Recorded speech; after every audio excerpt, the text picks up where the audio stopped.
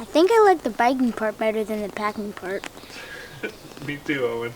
Hey, what's up? I'm Eric Porter, and today we're going to talk about bike packing.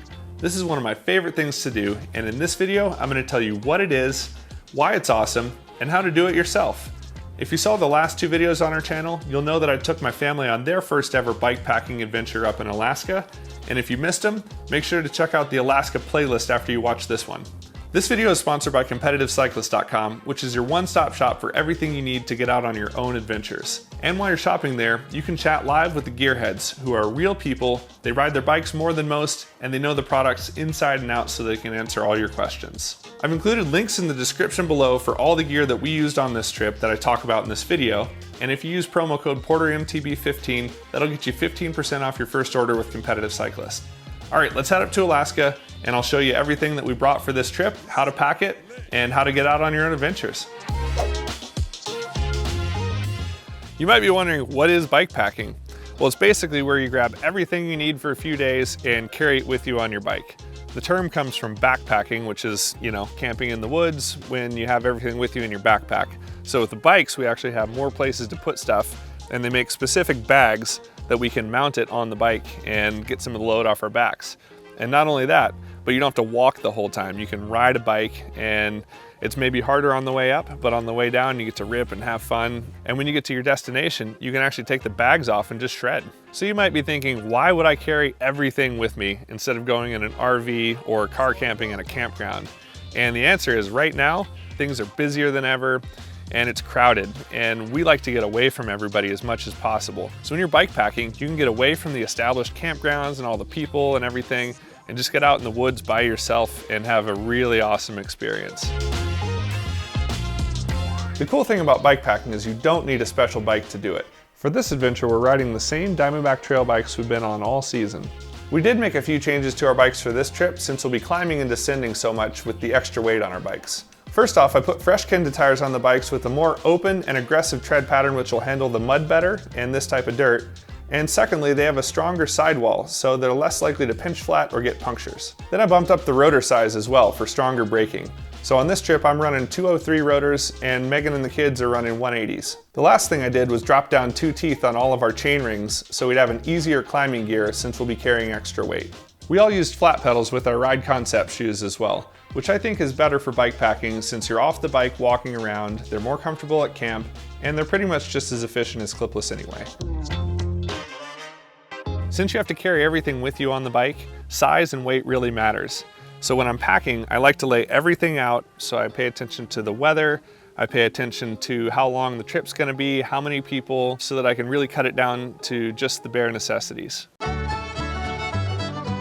For food, you're looking for convenience and lightweight. So it's all dehydrated meals that come in bags. I really like the Good To Go brand stuff because it's really good quality food, good ingredients, and it's dehydrated. So then you just heat up water at camp, pour it in there, and let it sit, and then it's ready to go. So we got pasta marinara, Cuban rice bowl, mushroom risotto, lots of good stuff. So you can kind of mix it up for the different days. Then for lunch and trail food, I got a mixture of Clif bars and then Criminelli salami stuff and cheese and crackers, nuts, that sort of thing that's kind of good on-the-go quick food. Since we don't have a refrigerator out there, everything's got to be temperature stable so it doesn't go bad a few days into the trip.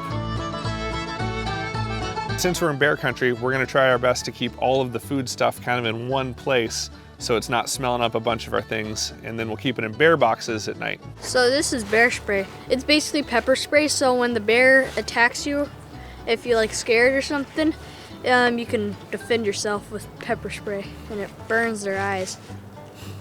That would hurt.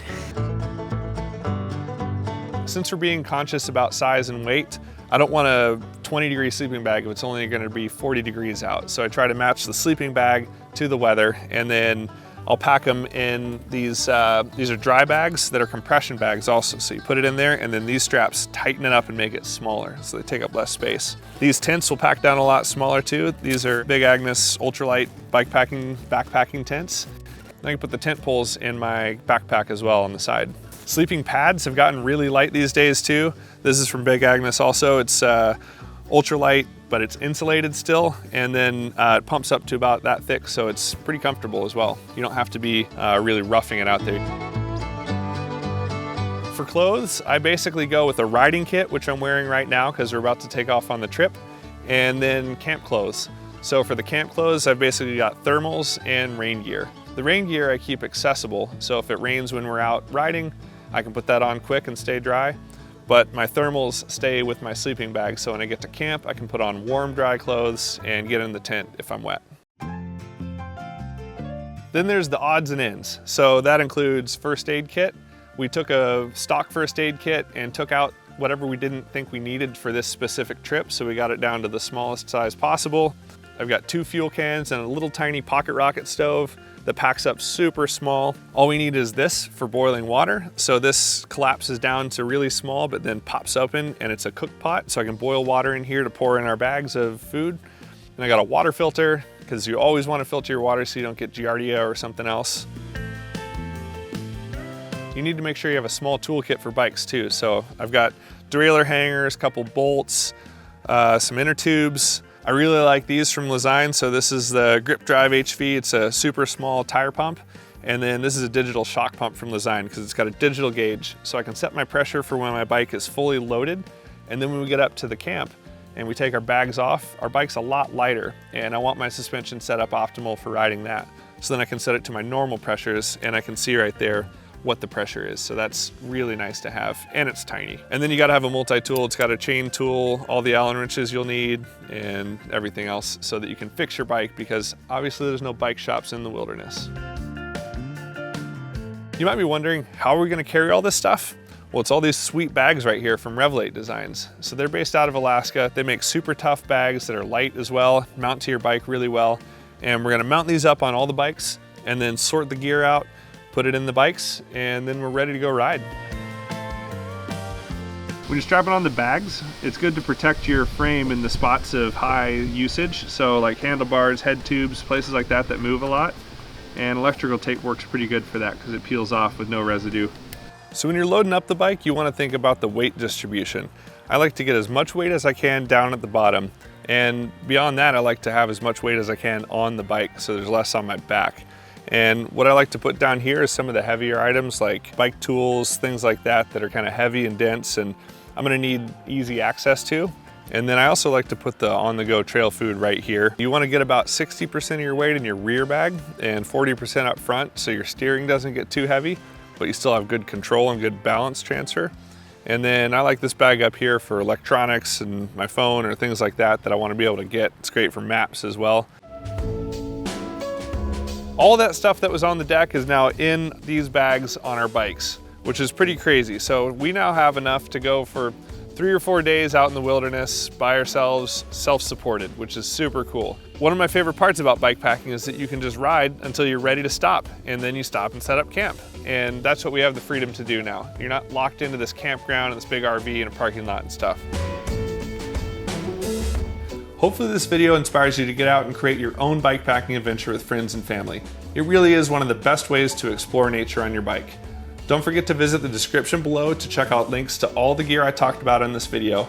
And if you have any more questions, leave them in the comments and I'll make sure to get through and answer them and try to help you out as much as I can. Thanks for watching, and we'll see you on the next adventure. Pro tip, Just tell us when never you're ready. forget candy, even if it's half-eaten or not. Couple of rules. You don't time how long it takes to pack, and you don't weigh your gear after it's already ready and packed. You don't need to know either of those things. You just get it done and get on the trail.